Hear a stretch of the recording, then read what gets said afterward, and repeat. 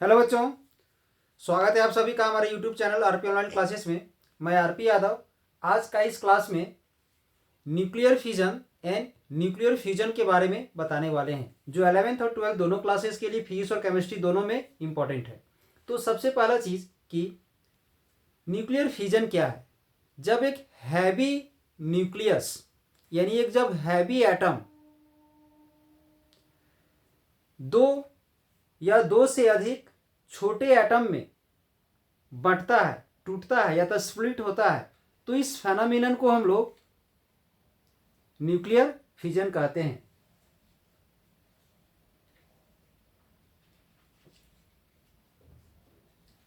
और ये जो हैवी एटम या हैवी न्यूक्लियस जो स्प्लिट होता है टू और more than two small atoms में, उसमें हमेशा याद रहे कि उसका जो मास नंबर है वो अप्रॉक्स ग्रेटर देन 230 होना चाहिए। हैवी एटम बोला गया है तो उसका जो मास नंबर जो है सो मोर देन 230 होना चाहिए।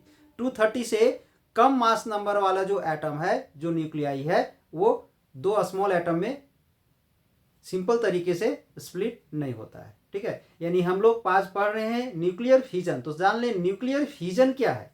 मतलब एक बड़ा एटम छोटे छोटे एटम में जो बटता है, जो टूटता है, इसी प्रोसेस को हम लोग क्या बोलते हैं, तो न्यूक्लियर फिजन कहते हैं। ध्यान दोगे, nuclear fission is the phenomenon of a splitting of a heavy nuclear जिसका मास नंबर ग्रेटर देन 230 होना चाहिए इंटू टू और मोर लाइटर न्यूक्लियाई। मतलब एक हैवी न्यूक्लियाई जो है सो छोटे छोटे न्यूक्लियाई में जब कन्वर्ट होता है तो उसी प्रोसेस को हम लोग क्या बोलते हैं, तो न्यूक्लियर फिजन बोलते हैं।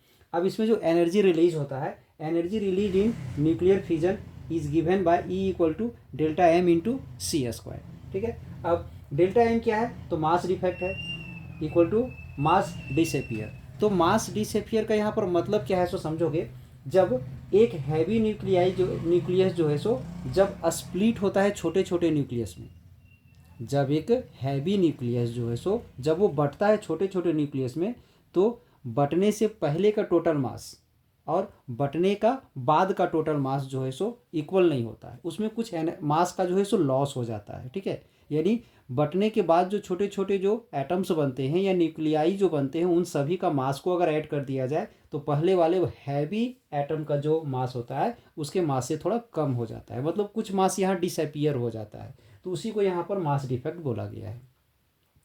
सी क्या है, तो velocity of light in vacuum. अब हम यहाँ पर एक एग्जाम्पल के थ्रू समझाते हैं, आप लोग को ध्यान दोगे। एक एग्जाम्पल लिए हैं व्हेन ये यूरेनियम है जिसका एटॉमिक नंबर 96 है और मास नंबर 235 है, तो ध्यान दोगे इसका मास नंबर 230 से ग्रेटर है। ठीक है, is bombarded with thermal neutron. जब एक थर्मल न्यूट्रॉन से इसको प्रहार कराया जाता है, जब इसमें बम्बार्डमेंट कराया जाता है, it splits up into barium and krypton में बढ़ जाता है। ठीक है, with the emission of 3 neutrons. मतलब यहाँ 3 नए न्यूट्रॉन्स का निर्माण हो जाता है। एक न्यूट्रॉन से प्रहार करवाते हैं, बम्बार्डमेंट कराते हैं, तो यहाँ पर 2 एटम्स के साथ साथ 3 नए न्यूट्रॉन भी तैयार होते हैं। These neutrons are called secondary neutrons. इसे हम लोग सेकेंडरी न्यूट्रॉन्स कहते हैं। ठीक है, तो ध्यान दोगे इसका रिएक्शन भी है।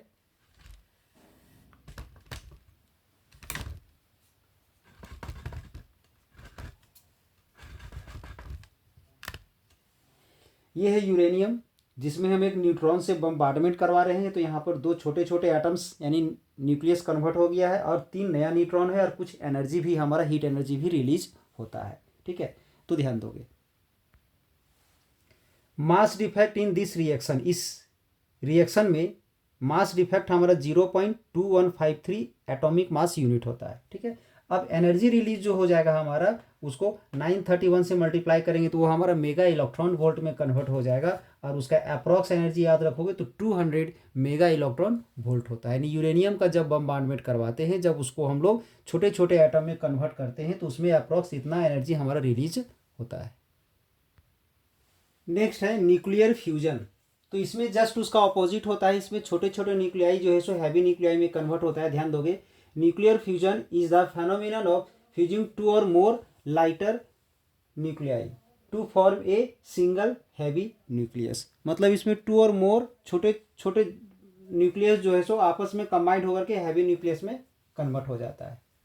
When two and more small nuclei combined and to form a single heavy nucleus, that is, यहाँ देखोगे एग्जांपल है, ये पढ़े होगे हाइड्रोजन के 3 आइसोटॉप्स होते हैं। हाइड्रोजन के 3 आइसोटॉप्स होते हैं, एक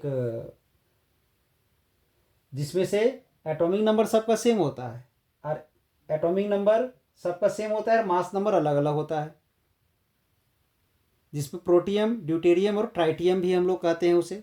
ठीक है, तो ये जो दोनों हाइड्रोजन है आपस में जब कंबाइन होगा, जिसे हम लोग प्रोटियम कहते हैं, ये जब कंबाइन होगा तो ड्यूटेरियम में कन्वर्ट हो जाएगा। ठीक है, तो यहाँ पर भी देखोगे ये दोनों हाइड्रोजन है हमारा, जिसका मास नंबर दोनों का 2 2 है, ये दोनों जब हमारा कंबाइन होता है तो हमारा हीलियम में कन्वर्ट हो जाता है, और इसमें हमारा 0.42 mega electron volt energy release होगा, और इसमें जो है हमारा 3.27 mega electron volt energy release होगा।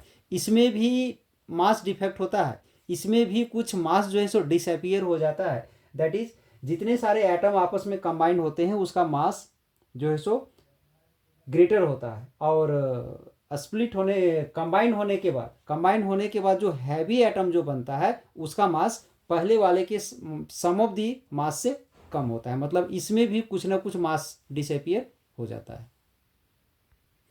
ये था हमारा आज का क्लास में एक छोटा सा वीडियो जिसमें आप लोग को nuclear fission and nuclear fusion के बारे में बताया गया।